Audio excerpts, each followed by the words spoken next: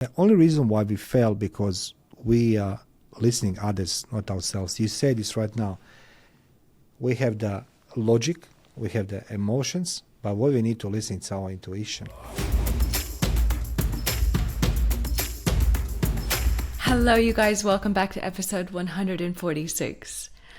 So this conversation, I had no idea where it was going to go because this next guest of mine has actually worked in espionage and investigation, like full-on James Bond style. I'm not kidding. It was really interesting insights, and I want to introduce you to Mario Bekes. So Mario has spent 1,800 consecutive combat days in the Croatian War of Independence in the 90s. He's very experienced in military intelligence and diplomatic security intelligence as an operative as well. I mean, these are things I get what they mean, but not really get what they mean. You know, it's kind of like those terms that are thrown around. I mean, it's like they're secretive and powerful, but this guy is just not what you're going to expect. I can't wait to introduce you to him. He's also told me his journey of how he got a Guinness World Book of World Records, what would you call, award or whatever. He's a holder of a Guinness Book of World Records. Okay, so he got that in 2023, and he tells me how he got that and what that was. He's a bestseller author and academic as well. So he's an author actually of 9 books about investigation, espionage, as well as some books that he's really proud of, and he'll talk to you about those too. He's a business owner too, so he'll tell us about his business. This conversation, due to his amazing background, goes into really great questions and comments around human nature and mindset and personal belief, and really what you should be focusing on that's most important to you as a business owner to get more out of life. I'm really looking forward to introducing you to Mario. Shall we welcome him to the show? Let's do it. Here we go. All right, Mario, welcome to the show. I'm really excited about our chat and where this is going to end up. How are you? No, Beheda, thank you for having me on your amazing podcast, Hustle Rebellion Hustle podcast. Rebellion. It's a two very, very powerful word, Hustle and Rebellion. So thank you for having me on your podcast. Really appreciate it. Thank you for being here. Yeah, look, I came up with that name because I feel like I've just been working with small business owners, SMEs, for so long. And the one thing we all have in common is that we just grind and work so hard, and we actually forget that we have a choice.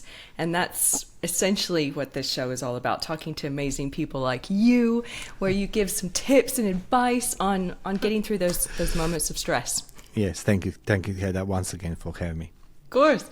So, okay, let's start with the first question. I love tangible takeaways straight off the bat. So, what are a few tips that you can recommend for people listening to get through those moments of high stress and overwhelm better? You know, not work so hard and bring more balance back into their life. Well, thank you, Heda. Look, I try to be the shortest as possible, but you know, we all have the same experience, but we always facing equally. Everybody in life, we have same hurdles. Either it's a money, it's a relationship, it's a business, it's an emotional status, everything else. But I always say to myself now, I even said to my son, if I knew that my life is gonna pan out like this, I'm never gonna stress myself. I'm never gonna, one thing, whatever you do in your life, do it. Don't without regrets. Doesn't matter what you do, just do above the board legally and go chase your dreams, regardless of whatever it is. Because one thing I learned on my part is that everybody's jealous what you have, but nobody's jealous on how you achieve this, what stress you go through, the hurdles and everything else. Nobody cares for this. Everybody's jealous of what you have right now. True. So whatever you guys, just do, chase your dreams. Believe in yourself. Doesn't matter how hard it is, how many fears you face. Doesn't matter what's going to happen. You're going to have opportunity to stand up and continue. I know it's hard, it's difficult. I've been homeless and, lost my family. Like I can give you the list and the Crimea River story, but the thing it is, doesn't matter what you do in your life. Believe that tomorrow gonna bring the solutions. Believe in your dreams and believe in yourself. That's the most importantly in yourself, because that's a key element for success.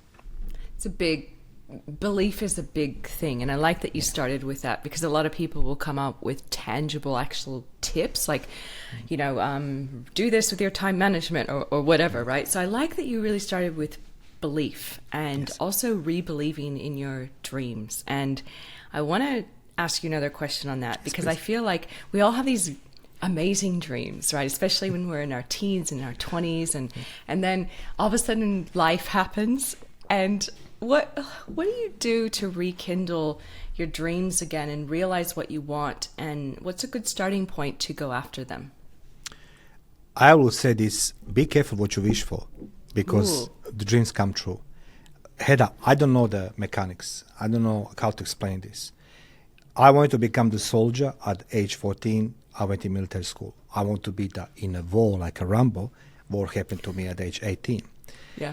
Then, in January 92, during the combat anyway, I saw the plane on the sky, and some guys are watching in a bunker, the TV, and there was some commercial, the girls in bikini in Ibiza eating at McDonald's. I said, one day I'm going to be on that plane on Ibiza, right? 7 years later, I was in Australia. So I wanted to become the spy. I became the spy. So the most important thing is, doesn't matter what you in life want to achieve, you are going to have the more external inputs, like your parents, your friends, your family, your wife, your girlfriend, your boyfriend, whatever it is. They're going to tell you what is good for you or not. But the inner child, we all have this kid inside ourselves. We all have to be playful and childish and everything else. And again, I said to myself, and I'm going to repeat this again, I said to my son, who is 22 years old, I said, doesn't matter what you want in your life. Life is going to give you the tests to get to where you want it to be. So don't lose that yourself, your ego, to be your biggest enemy, because alter ego is your biggest enemy. If somebody asks me what's the biggest hurdle for me in not being successful or being angry or, not reach my goals, it's nobody else. It's nobody there. It was me. My alter ego is my biggest enemy. So feed your ego positively and, try to cherish that, little kid inside yourself. And, pursue this, whatever it is. I say, again, above the board, legally, because world is cruel, and we are depending mostly on circumstances outside of the wall, of our reach, like, the news, the politics, the wars. But what I can control, it's my actions. So if you control your actions to be happy, to choose to be happy, to choose to work on your dreams, that's what I say. Choose to be happy. I love it. Choice. Thank you. Choice. Well, it's true. I mean, do you know, it's funny. You make me think of, I love talking to guests because certain things light up in my memory, and when you were saying that, it made me think of this one time back in my 20s when I was working for Tony Robbins, and I was sitting there in the stage or in the audience looking up at my new boss on stage. And I was like, wow, who is this guy? But he was saying, like, everything in life is your choice. Everything. And it exploded my brain, my young 24-year-old brain. And it's like, my choice, my responsibility. And thank you for saying that, because I know even in the toughest moments, we forget. We can go very reactive, right, with what's being thrown our way. Yes, correct, yes. Look, doesn't matter. I was an expert in blaming even you before I know you. I blame the entire world for my problems. I blame, people who have nothing to do with me. But then I realized a few years ago, during the COVID lockdown, I had these epiphany moments, chasing the stars, in my backyard with a cup of coffee. I said to myself, actually, I was my biggest enemy, because I didn't allow myself to believe in myself. I didn't allow myself to grow. I was just looking at excuses. And, I can talk about how in military everything is great and everything is. It is not, Military has a great thing to make a compartments of your life, your love life, marriage, this and that. And there's a mission, there's a key objective. Yeah. But when you are like you and I right now, we are product of our choices. It doesn't matter what we do. Like, what we choose to do is going to result back to us. So, beautifully said. I want to talk a little bit more about you. I want to get to know you. I know my listeners want to get to know you. But you put something in your bio I have to start with. I know you've done it for this reason. Okay. But you're a Guinness World Records holder. What? What for? Look, I need to go a little bit back in History Channel. So like in Please, fill me in. 2009, I experienced my biggest downfall in my life. Happily married, have the kid who is few years old. And then come GFC. And GFC actually crushed everything around me. My marriage, crushed my dreams, you lost a job, like all this, give me the tissues stories. I mean, who cares? It's happened. But what happened to me, my son, due to external influences, he developed epilepsy. Okay. And the doctor says like it's nobody to blame, the situation as it is, and that's happened, right? And it's like, well, it's happened a lot now because it's put limitations for me, his mother, and him, and all these things. Yeah. Eventually, my son, he was has a big brain surgery, and we waited 2 years for results to come out, and all these testings, everything else. He says clear, and I said, oh my God. So I said to myself, I'm going to do some things now, eventually what I wanted to do, and that is to create a legacy that impossible, it's possible. And I was working on community radio. Yeah. For the reason, because I have a great mentor, Professor Smallman, who told me, it's not what you're by nature, but by nurture. And I was like, can you translate this to me in English? What does that mean? I mean, he's a professor. He says to me, Mario, you can do many things. So he told me you can do the university. I said, I can't because it's English. He says to me, I'll help you. So he guided me to process how to write essays. You should write a book. I said, like, but that's on English. He says to me, you can do it.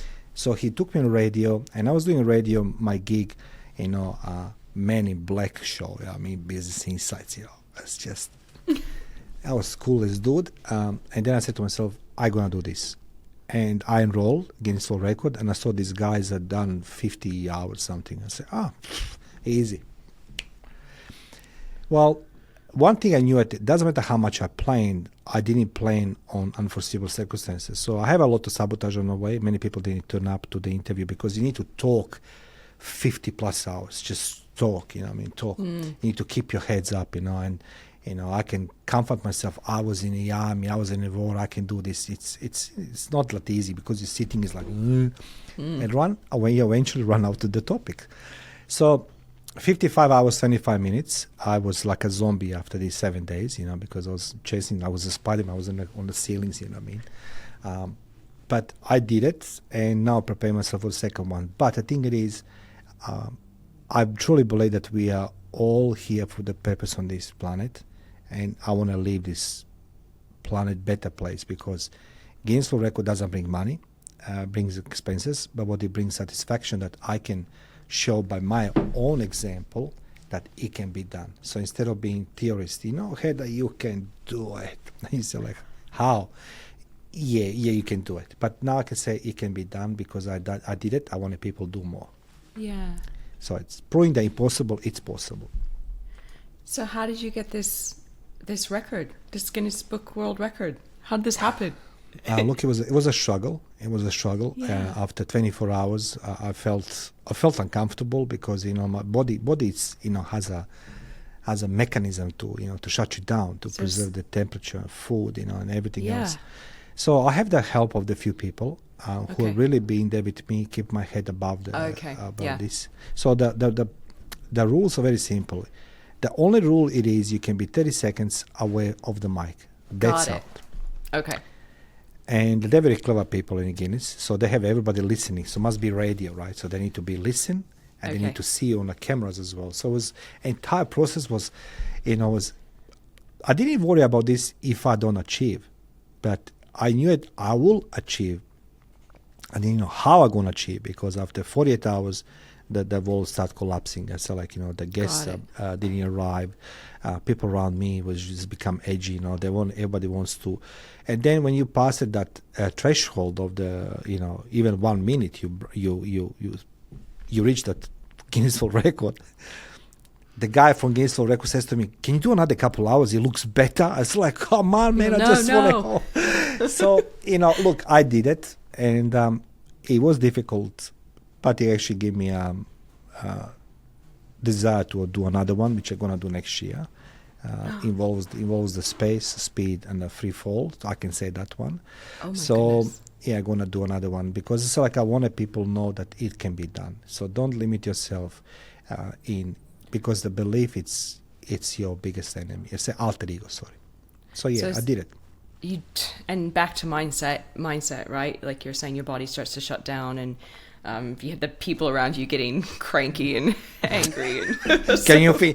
Like everybody wants to, like, it's the finish. So like, yeah, it's not yet. like, no, we got this. But you think I lost the weight? No, I didn't lose the weight. I was thinking I would lose this 5 kilos, because somebody told me, Mario, one thing, no, I don't advertise very often. I'm competing in boxing as well. So I have a fight for the title in March, again, for the senior citizens, 40 plus. Yeah, Oh that's my true. God. Yeah. When you come in Well, studio, they're going to see it, yeah.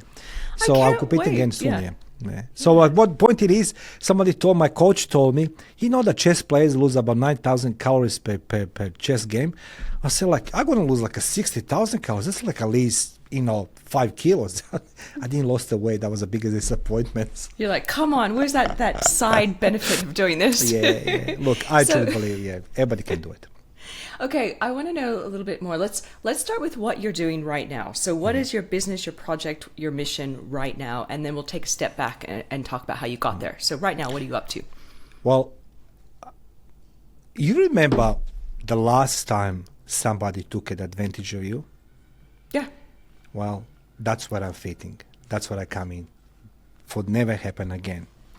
So my background, it is me. I was in military for 14 years. So I was in combat 5 years. I was wounded a few times, and I was a prospect. And then I was being moved into military intelligence services, and then I was moved to the foreign intelligence, foreign affairs. So like my experience is all about investigations, interrogations, and enhancement interrogations, and information in essence.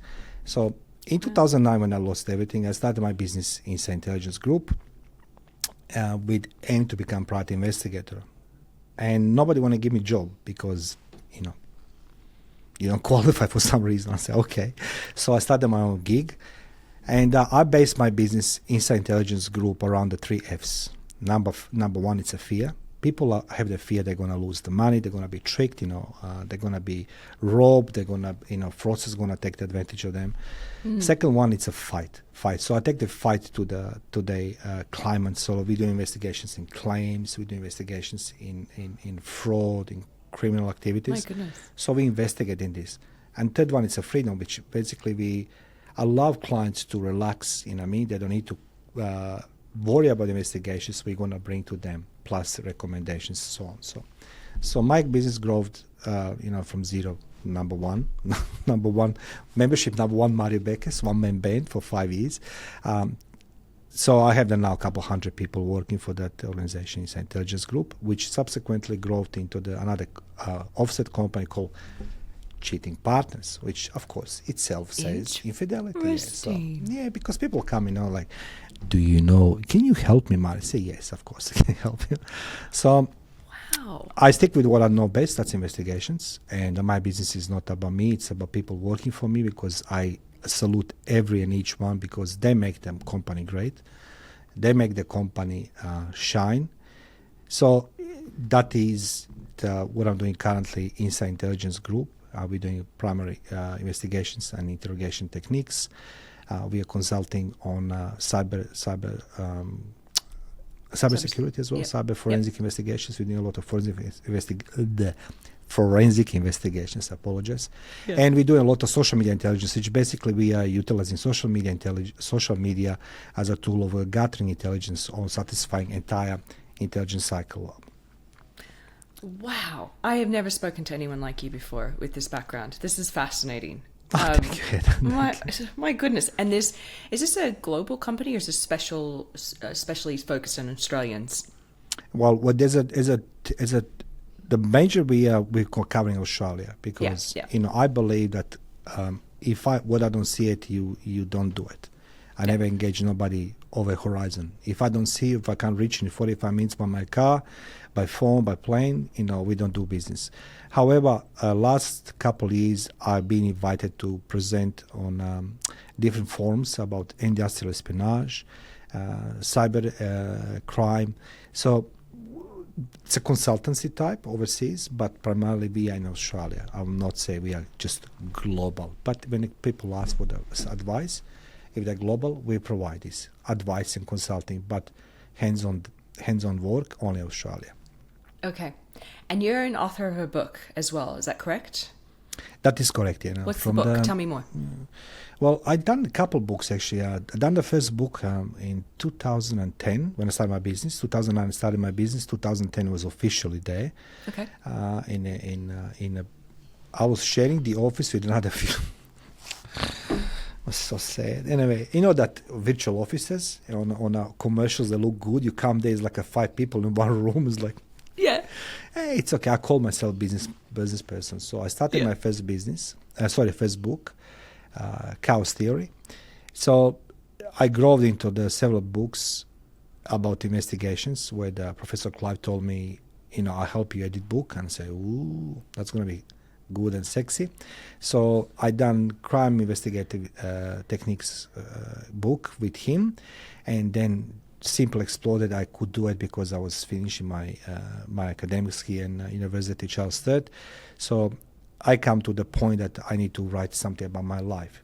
So I said to myself, I'm going to write the books about my experience. And, one day when I pass away, you're going to get money, money, money, money. And he's like, whatever, dude. So I wrote it, The Blood Soaked Soil, which is first part, second part, was a true price of the freedom. So my experience to living in communism, being abandoned by parents in the war, going to the war, broken heart, several times, and all these things, and being wounded, and how I deal with the fears, how I deal with the obstacles. So, and now it's come the third book, which I'm still looking for the title, but talks about my life working in diplomatic intelligence, something 007. So me and my publisher still working on how to change the characters, the places, because it's still fresh. So yeah, writing books was becoming part of the legacy rather than just being I wrote a book. So yeah, very cool. Are you going to get the copies? Don't worry. Oh yeah, we'll put links to your stuff too, and we'll tell everyone soon and how to get them. So I'm curious, because you've done investigation, you've come from war. You've been exposed to every type of person, probably quote unquote good and bad on the planet. And I'd like to know some of your thoughts on human nature, we as people. Do you feel that there is a good and a bad? When I was young, I was believing I was invincible.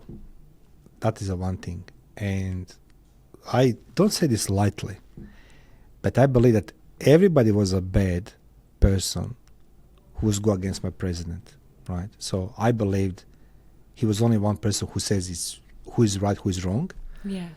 Then in the war, towards the end, I started questioning myself, what is the human destiny, right? Because I couldn't believe that human nature, actually, our evolution, we can be carrying sons, fathers, husbands. We turn into, so mostly this average Joes was in a war with me, because alpha male is always the first one to run away. I don't know why, but the average Joe stays in a war. So they turned into something I couldn't even describe. But when I saw that our evolution stopped, it's where the government steps in. It's enhancing you to become the terrible person. Yeah. So I learned one thing. I start questioning everything. I'll say this, Heather. I truly believe that all people are good, and what is actually missing is education. Lack of education, it's causing the problems because, we're limited. I remember when I was a kid, my father told me, you're never going to finish school, you're going to be the garbage collector, this and that, right? So, okay, that was shameful for him. My son says to me the other day, you must be old because using pen and paper. I said, what does that mean? But yeah, exactly. I said to him, you can't hack the pen and paper because I need to think, I need to note and everything else. Yeah. I believe, Heather, that people are good, generally good, when society starts falling apart, literally, when brink or collapse, people come together. But till then, everybody tries to satisfy their own thirst for power, for some tangible things like money, the riches and goods and all these things. But in general speaking, I say like I saw the people coming together, and that shows that people are good. But they need to be cherished, need to be educated. That world is not just a nasty place, and that we all can live better lives. But that is up to, yeah. What a fantastic answer. Thank you for sharing that. Oh, thank I you, had no Heather. idea where you were going to go with it, because you've certainly seen very interesting sides of humanity. So I believe that too, I believe that overall we all want the same things. We want to feel heard, loved, connected, part of a community.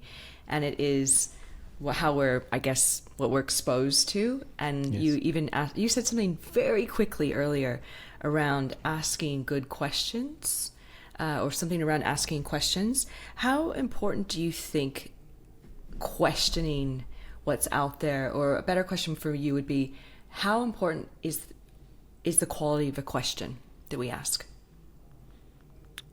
I think that curiosity, there's an expression, curiosity killed the cats, right? But I believe that I'll say something now which obviously will not bring them many points to me, but I'm surrounded in a business, I was surrounded in a business with the people who told me what I can't achieve. And when I ask why, they will tell me, all these reasons why not. And I said to myself, why everybody predetermined with that, giving me why not? And then comes the revelations, like a angel, hallelujah, but I can help you. And I said, what do you mean? First you told me I can't succeed, but you can help me. More questions you ask, more certainty you're going to create for yourself. Because, you need to prepare yourself. I truly believe that people are doing the biggest mistake when they're chasing the goals, right? Fixed goals. By 1st of December, Heather and I are going to have the podcast. It's going to be great. And then, I don't know, Heather goes in Bora Bora for the holiday, right? You know what I mean? Disappointment. But if you put a timetable up in front of you, and the timetable is like, I know I need to reach this goal, and I need to know how I'm going to reach that goal. So you need to ask questions, how I'm going to reach these goals. So the questions are always good to ask. There's nothing wrong to ask questions. I was believing that I was the smartest guy because I know everything, Heather, and brought me so much problem in beginning my business that I need to ask questions. Heather, can you help me with accounting? Michael, can you help me with the lights, whatever it is? So questions are necessary, and if somebody can answer to you, go somewhere else who's going to be prepared to answer to you.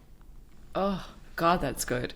I remember when I decided to move from California to Australia, and everyone said to me, you can't do it. You can't do that. That's impossible. It's impossible to get a visa as an American in Australia. It's impossible. It's impossible. It's possible. But my brain, instead of hearing it, went to, how can I do this? Who do I need to talk to? So it was my self-talk and the questions that I came up with, which carried me through to the next step. And I think so many people get stuck, like you said, in these little tiny questions that put you in a box, and you just take what somebody says to you as the truth. You're absolutely right. When I look, I know it's going to sound very clichéing, but I do remember my darkest moments. I was walking in a library. I've never been in a library in my life. Buy the book or get the book or read the book because I know everything. And I work with the library here where I live close by, and suddenly books appear with the title, "You Can Do It." Come on, it's like guys, this is not a Nike commercial. So I start reading that book, and the guy talks about the movie Field of Dreams and all these things. And I come home, I say like, oh God, this is the biggest BS I heard in my life, right? And then I said to myself, I didn't read the book to the end, but he explained in his book that what he reached, how he started. And I said to people, the only reason why we fail because we are listening others, not ourselves. You say this right now. We have the logic, we have the emotions, but what we need to listen is our intuition. And that is the biggest problem we don't doing it. So